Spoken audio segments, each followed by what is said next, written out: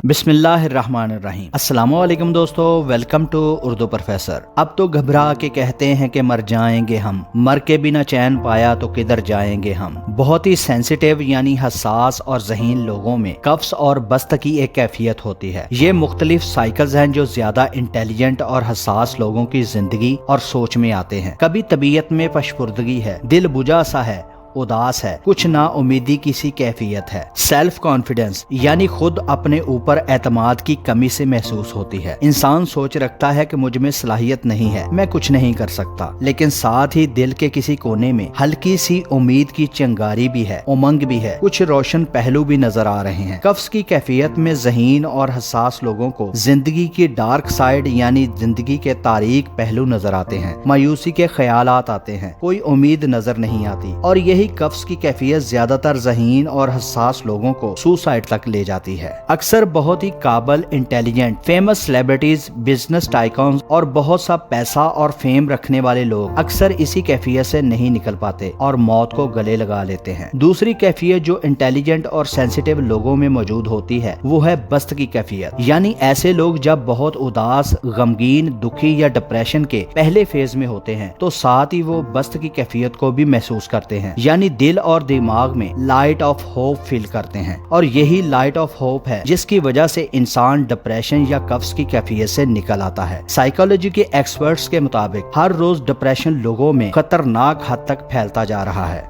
2025 में WHO के अंदाजे के मुताबिक दुनिया भर में 280 मिलियन लोग इस वक्त डिप्रेशन में मुब्तला हैं। मर्दों के मुकाबले में औरतों में डिप्रेशन ज्यादा देखा गया है। और साथ ही माहिरीन नफ्सियात ने इस बात का खदशा जाहिर किया है कि 2030 तक दुनिया की सबसे बड़ी बीमारी डिप्रेशन होगी। तो दोस्तों, आज की वीडियो में हम डिप्रेशन, नाउमीदी के बारे में इस्लामिक साइकोलॉजी के पॉइंट ऑफ व्यू से बात करेंगे और ये जानने की कोशिश करेंगे कि आम लोगों की निस्बत ज़हीन और हसास लोग ही क्यों डिप्रेशन का ज्यादा शिकार होते हैं। डिप्रेशन में किसी इंसान की फीलिंग्स और थॉट्स क्या होती हैं। दोस्तों, ये वीडियो इस्लामिक साइकोलॉजी की एक ऑथेंटिक रिसर्च और मुकम्मल स्टडी करने के बाद तैयार की गई है। और साथ ही ये बात वाज़ेह रहे कि मुमताज इस्लामिक स्कॉलर डॉक्टर इसरार अहमद साहब के लेक्चर्स भी हमारी रिसर्च का हिस्सा हैं। तो वीडियो के बारे में कोई भी सवाल या आप अपनी राय का इजहार कमेंट सेक्शन में कर सकते हैं। ज़हीन और हसास लोगों में सूफिया कराम और अहले नजर लोगों के मुताबिक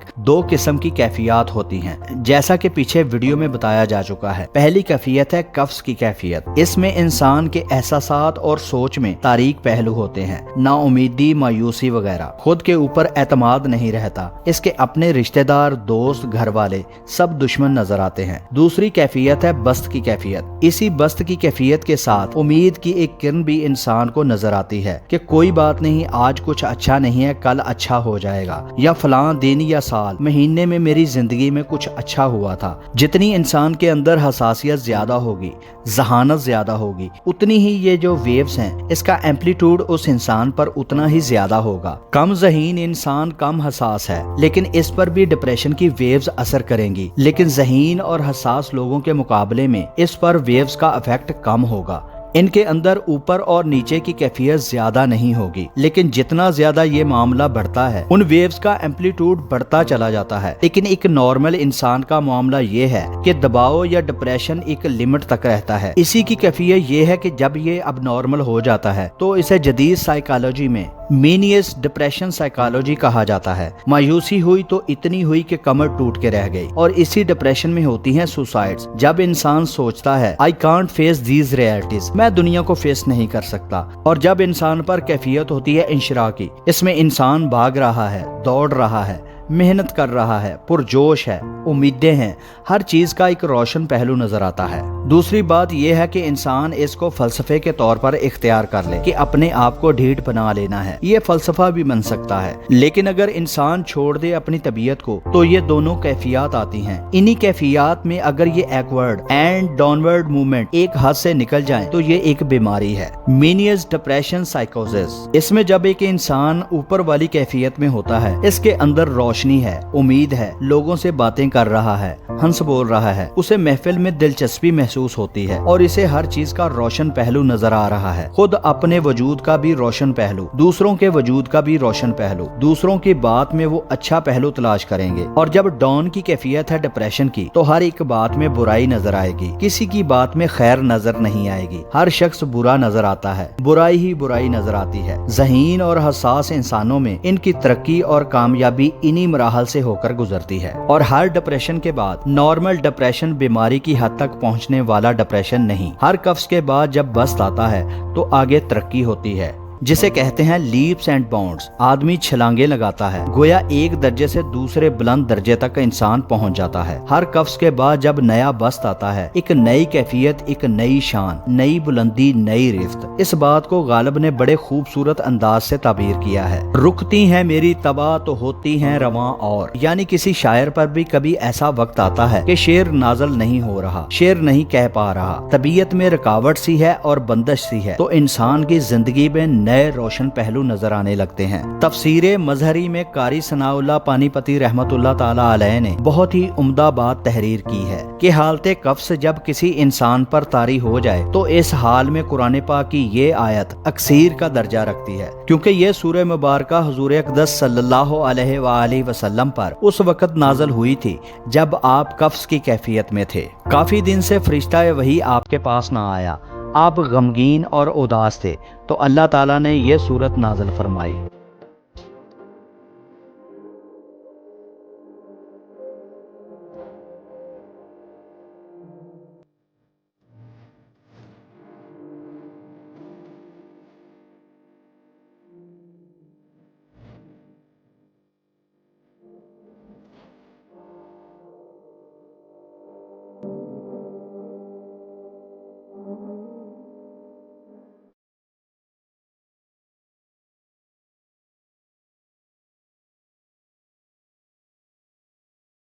حالت قفس کے حوالے سے اگر کسی نے اس سورہ مبارکہ کو صحیح سمجھا ہے تو وہ صوفیہ کرام نے سمجھا ہے. علامہ اقبال کا ایک شعر ہے کہ خود کو جو سمجھا میرے شکوے کو رضوان نے سمجھا, مجھ کو جنت سے نکالا ہوا انسان سمجھا. حالت قفس یا ڈپریشن میں انسان کو لگتا ہے کہ وہ رات کو اٹھ نہیں پا رہا, اس کے اعصاب بہت زیادہ حد تک متاثر ہو چکے ہیں. یہ صرف احساسات یا سوچ کی حد تک کیفیت نہیں ہے, اس انسان کی قوت فعلی اور قوت عملی بھی اس قدر متاثر ہوتی ہے کہ انسان بے بس ہو کر رہ جاتا ہے. ہمارے دکھوں, غموں اور ڈپریشن کا واحد علاج دین اسلام ہے. انسان کی زندگی میں دکھ اور سکھ ان کا چولی دامن کا ساتھ ہے. نرمی کے ساتھ سختی ہے اور سختی کے ساتھ نرمی بھی ہے. ان مع العسر یسرا, بے شک تنگی کے ساتھ آسانی ہے. لیکن حقیقت میں انسان جو زیادہ متاثر ہوتا ہے وہ غم یا دکھ سے ہوتا ہے. خوشی آتی ہے تو اس کے گزرنے کا پتہ ہی نہیں چلتا, لیکن غم کا معاملہ ہو جائے تو ایک ایک لمحہ گزرنا مشکل ہو جاتا ہے. بہت سے صوفیاء اور اولیاء کرام اور فلسفہ دانوں نے یہ نتیجہ اخذ کیا ہے کہ ذہین اور حساس انسان جو محسوس کرتا ہے کہ دنیا کی زندگی صرف دکھ ہی دکھ ہے. دنیا میں بہت بڑی تعداد ہے جو کہ بدھ مت مذہب کی پیروکار ہے, اور بدھ مت کا کلمہ یا بنیادی اصول یہ ہے کہ جیسے ہمارے دین کا کلمہ طیبہ یا اصول ہے لا الہ الا اللہ محمد رسول اللہ, یعنی اللہ کے سوا کوئی عبادت کے لائق نہیں اور محمد اللہ کے رسول ہیں. جبکہ بدھ مت کا اصول یا عقیدہ ہے سروم دکھم, یعنی سب دکھ ہی دکھ ہے, سب مصیبت ہی مصیبت ہے. انسانوں کی زندگی دکھوں اور غموں سے عبارت ہے. اسی بات کو غالب نے بھی اپنے انداز میں کہا ہے کہ قید و حیات اور بندہ غم اصل میں دونوں ایک ہیں. جیسے کہ جیل میں انسان خود نہیں جاتا بلکہ بھیجا جاتا ہے, خود نہیں نکلتا نکالا جاتا ہے. جب تک زندگی رہے گی غم مصائب آتے رہیں گے, چاہے وہ کوئی بھی انسان ہے. لیکن یہ ہے کہ زیادہ عقل مند اور اچھے دل کے مالک لوگوں کو دکھوں اور پریشانیوں کا سامنا زیادہ کرنا پڑتا ہے. انسانوں کی زندگی میں دکھ دو طرح کے ہیں. ایک تو وہ دکھ ہیں جو ناگہانی طور پر آ جاتے ہیں, اس میں ہماری کوئی غلطی کا عمل دخل نہیں ہوتا.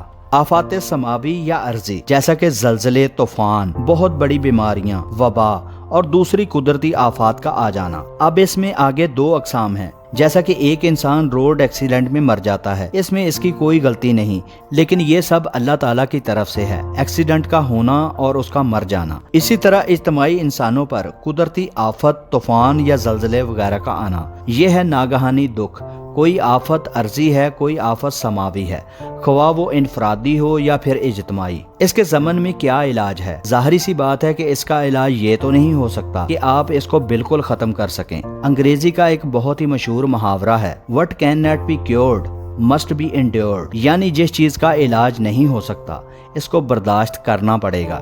بعض بیماریاں ایسی بھی ہیں جیسے کہ ڈائبٹیز یا شوگر کا مرض، ڈاکٹر آپ کو بتائے گا کہ اب یہ مرض جائے گا نہیں، بلکہ آپ کو اس بیماری اور غذا کے ساتھ خود کو ایڈجسٹ کرنا پڑے گا۔ لہٰذا یہ آفات سماوی یا عرضی، چاہے انفرادی سطح پر ہوں یا اجتماعی سطح پر، اس کا واحد علاج یا حل ایک ہی ہے۔ جیسا کہ عربی کی ایک مشہور کہاوت ہے کہ بچھو کے کاٹے کا کیا علاج ہے، یعنی رات کو اگر کسی کو بچھو نے کاٹ دیا ہے تو صبح تک روتے رہو، یہی اس کا علاج ہے، یعنی رونے اور صبر کے علاوہ اور کوئی چارہ نہیں۔ جو چیز لا علاج ہے یا آپ کے دائرۂ اختیار سے باہر ہے اس کو برداشت کرنا، گویا کہ یہاں جو اصل شے ہوگی دنیاوی آفات عرضی یا سماوی آفات ناگہانی، ان کے ضمن میں ہمیں ایسی چیز کی ضرورت ہے جو ہمارے اندر برداشت پیدا کرے، اس کو جھیلنا آسان بنا دے، ہم اس کی وجہ سے بجھ کے نہ رہ جائیں، ہماری ہمت جواب نہ دے جائے۔ لیکن یہ آفات عرضیہ یا سماویہ جو آتی ہیں اللہ کی طرف سے آتی ہیں، تو اگر یہ ہماری سوچ میں ایک خاص مثبت رخ پیدا ہو جائے تو ان کا برداشت کرنا ہمارے لیے آسان ہو جائے گا۔ اور وہ کیا ہیں؟ ہمارے ایمان کا لازمی تقاضا ہے۔ ہمارا ایمان ہمیں بتاتا ہے کہ کوئی بھی مصیبت یا غم اللہ کی طرف سے آتے ہیں، لہٰذا یہ سب من جانب اللہ ہیں۔ جب یہ سب اللہ کی طرف سے ہے تو سورت آل عمران میں اللہ تعالیٰ ارشاد فرماتے ہیں، ترجمہ: اللہ کے ہاتھ میں ہر چیز میں خیر ہی خیر ہے، یعنی جب آپ کو محسوس ہو کہ آپ کے ساتھ کوئی غم یا دکھ کا معاملہ ہو گیا ہے تو یہ سمجھو کہ اس کا جو نتیجہ نکلے گا وہ میرے حق میں بہتر ہوگا۔ اب ہمارے دین اسلام میں اس کیفیت کا جو نام ہے تسلیم و رضا، جو کچھ بھی اللہ کی طرف سے آ رہا ہے اس پر سر تسلیم خم ہے۔ اس کو ہم کہیں گے ایمان کی حلاوت یا ایمان کی مٹھاس۔ اس کی 3 کیفیات ہو سکتی ہیں کیونکہ اللہ تعالیٰ کی طرف سے یہ چیزیں آتی ہیں۔ سورۃ التغابن میں اللہ تعالیٰ نے ارشاد فرمایا، ترجمہ: کوئی مصیبت تم پر نہیں آ سکتی مگر اللہ کے اذن سے، اور جو شخص اللہ پر ایمان رکھتا ہو اللہ اس کے دل کو ہدایت دے دیتا ہے۔ پہلی بات یہ ہے کہ یہ آزمائش کے طور پر آتی ہے کہ میرا بندہ اس پر صبر کرتا ہے یا نہیں، یا اللہ سے شکوہ یا شکایت کرتا ہے یا نہیں۔ یہ صبر اور شکر ایک بہت بڑی کامیابی ہے اگر انسان کو حاصل ہو جائے۔ صبر اور شکر کرنے کے بعد